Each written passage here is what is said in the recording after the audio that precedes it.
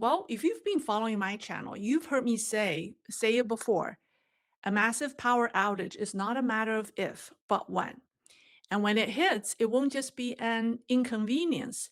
It will throw us back to the pre-internet age. And for some, without their smart devices, it will feel like the Stone Age. And we'd better be prepared because the power grid has become a silent battlefield in today's geopolitical struggle. This battle started more than a decade ago, and we were just warned this past April when Spain and Portugal suddenly went dark. Now, why Portugal? And I'm telling you now, that blackout was no accident. Spanish Prime Minister Pedro Sanchez said the power system suddenly lost 15 gigawatts of generating capacity. It disappeared within just 5 seconds, and that's about 60% of the country's electricity demand. Portugal's Prime Minister has suggested the failure originated in Spain, but his counterpart in Spain stated that experts have not yet identified what triggered the failure. All possibilities are under analysis, and no hypothesis has been ruled out. What's interesting is 2 months have passed, although authorities have ruled out a cyber attack on the grid. The exact cause of the massive blackout remains unknown. And with today's technology, I find this hard to believe. The lack of conclusion is more problematic than the outage itself, in my opinion.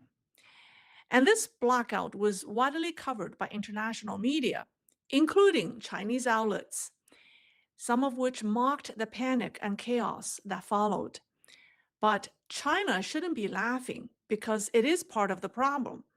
In fact, China has a major presence in Portugal's energy sector. And this is precisely the reason I'm concerned. In fact, China has strategically controlled some of Portugal's most important sectors. And I wonder if that's the real reason why we're not getting an explanation of the outage. So today, let me explain how Beijing extended its reach deep into Europe's energy infrastructure, starting with Portugal, and then we'll discuss the United States. All right, so back in December 2011, almost 14 years ago, China's state-owned energy giant, it's called the Three Gorges Corporation, defeated Germany's E.ON. E.ON was one of Germany's largest energy companies. So Three Gorges defeated not just Germany's E.ON, but also two Brazilian firms to win the bid for a stake in a company called EDP, which stands for Energies de Portugal, which is Portugal's main electric utility. Now, you have to understand that Germany's E.ON was backed by then Chancellor Angela Merkel and assumed its bid would be a sure win because, after all, the acquisition was within EU territory. And many people believe the Chinese and the Brazilian bids were just formalities. But Germany or Germans underestimated China's ambition and their political resolve and its willingness to overpay. So Three Gorges paid 2.69 billion euros to acquire a 21.35, can say a little over 21% stake in EDP, and thus becoming its largest single shareholder. EDP had once been a state-owned monopoly. Even after privatization, it remained Portugal's largest industrial enterprise and one of Europe's major energy companies, with operations across Portugal, Spain, Brazil, the U.S., and 13 other countries and regions. Let's talk about the offer from the Chinese company Three Gorges. It offered 3.45 euros per share, a 53% premium over EDP's last closing price of 2.25 euro. And that wasn't all. Three Gorges agreed to invest up to 2 billion euros in domestic wind energy projects, and that Chinese state-owned banks would extend $4 billion in credit lines to EDP. So these off-contract, state-backed financial sweeteners made Portugal's choice easy, and Germany's E.ON simply couldn't compete. So, this aggressive, all of government approach from China's leadership, its state owned enterprises, its diplomats, and banks were unbeatable. Even powerful foreign corporations were outmatched. And then, after securing its position as EDP's top shareholder, China celebrated the victory, defeating Germany's Eon to gain control of EDP in Portugal, was seen as China's first major entry point into the energy sectors of the developed Western world. And one CCP affiliated media outlet put it this way: it said, "It's like the Monkey King sneaking into the demon's belly." Now, I don't know if you're familiar with the novel Journey to the West, but in one of its 99 stories, there was a story about Monkey King sneaking into the demon's belly and causing, tremendous pain to the demon. So basically, this quote implies that the acquisition can wreak havoc to the enemies. And you wonder who the enemy is in this case, right? So this marked the first time a Chinese company became the top shareholder in a European public utility. It's a move with far-reaching implications for China's influence in global energy markets. So from then on, by using EDP as a platform, China had secured not just an asset, but a gateway that would allow it to gradually expand its influence throughout Europe and across the world. So following the acquisition of EDP, China Three Gorges Corporation took additional steps to expand its energy footprint across Europe. So it acquired a 49% stake in a portfolio of wind farms in Portugal, Italy, and Poland.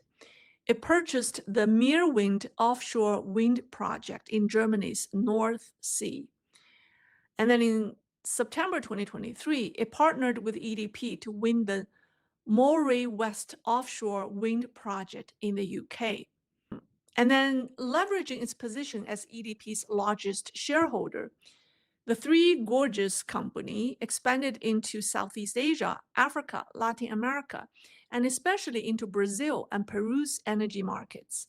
Now, 2011, China was under the rule of then CCP leader Hu Jintao. After Xi Jinping came to power, the company grew even more ambitious.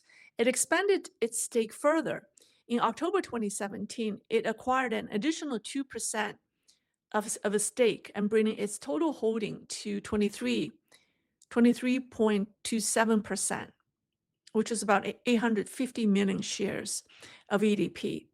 And soon after that, in 2018, the company made an audacious move. It proposed a full takeover of EDP with a bid worth 9.1 billion euros, which is about 11 billion US dollars. It's one of the largest overseas acquisitions ever attempted by a Chinese SOE. What gave Three Gorges an edge wasn't just its existing 23% stake, it also had the support of another Chinese SOE, China National New Energy International Investment, which owned another 5% of EDP. So together, the two Chinese companies held about 28% of the company. Now, the full acquisition ultimately failed due to opposition from the United States. The deal would have handed a Chinese state entity not only deeper access to Portugal's electricity infrastructure, but also EDP's operations in Spain, France, Italy, the UK, and key assets in Latin America and the United States. So the United States saw the acquisition as a strategic threat. In an interview with Portugal's Economic Weekly, U.S. ambassador to Spain, his name is George Glass, warned that EDP controls 80% of Portugal's electricity resources. And from Washington's perspective, a nation's critical energy infrastructure should not be controlled by foreign entities, but instead be operated by domestic or state-regulated private firms. It was a blunt message to Portugal. Portugal is the most open EU country to Chinese investments. It was basically a warning to Portugal. saying that Europe lacked strategic clarity about Chinese influence. Although the acquisition failed, the Chinese company didn't back off. It pivoted to long-term influence building through political and diplomatic ties. And in 2021, the chairman, then chairman of the company, visited Lisbon, and met with the Portuguese president. I think his name is Marcelo Rebelo de Souza, President de Souza in Lisbon.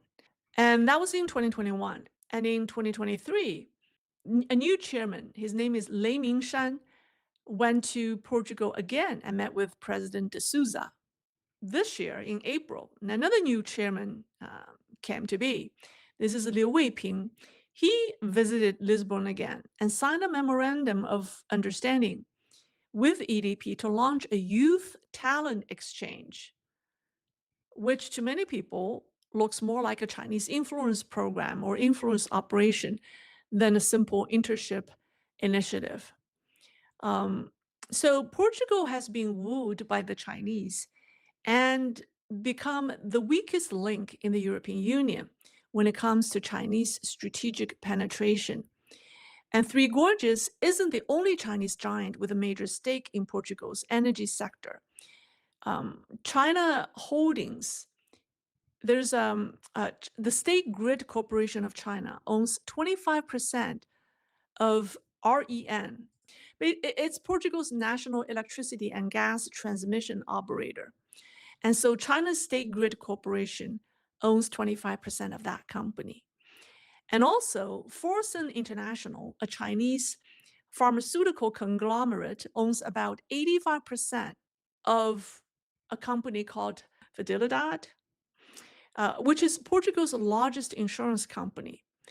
And through the largest Portuguese insurance company, Fosun also owns 4% of REN, the Portugal's national electricity and gas transmission company. Okay. And then there's one of Portugal's leading private healthcare providers, which owns 14 hospitals and 29 facilities. It's called Leisrealtalk, is now fully owned by Fosun, and the acquisition was completed in 2014. And in the banking sector, Fosun owns 20% of Millennium BCP Bank, which is the second largest bank in Portugal and the largest privately owned bank in the country, because Portugal's largest bank is state-owned. So this essentially is the largest bank the Chinese can buy or can invest in. And so the Chinese owns 20% of that. And then the country's largest construction and infrastructure company, Mota Angel. This company is 30% owned by China Communications Construction Company, CCCC. And this purchase took place in 2020. So now you see, with China now holding substantial stakes in Portugal's energy, insurance, banking, healthcare, and infrastructure sectors, Portugal has effectively become a vassal state of China, or a quasi-vassal state. But that's why people say it's the weakest link in Europe, right? China's penetration runs deep in Portugal. And when one country holds this much control over another's critical infrastructure or sector, silence can be just as strategic as action. So it's no surprise that the country experienced a major power outage, and even less surprising that it still hasn't provided a clear explanation for the April 2025 blackout. And Spain is not immune. The two countries share an interconnected power grid, meaning vulnerabilities in Portugal's system can ripple across the border. What happens in Portugal doesn't stay in Portugal. Spain feels it too. So in a tightly coupled energy network, one compromised link can jeopardize the stability of the entire chain. And if you really look at it, it's not a technical failure, it's a strategic risk.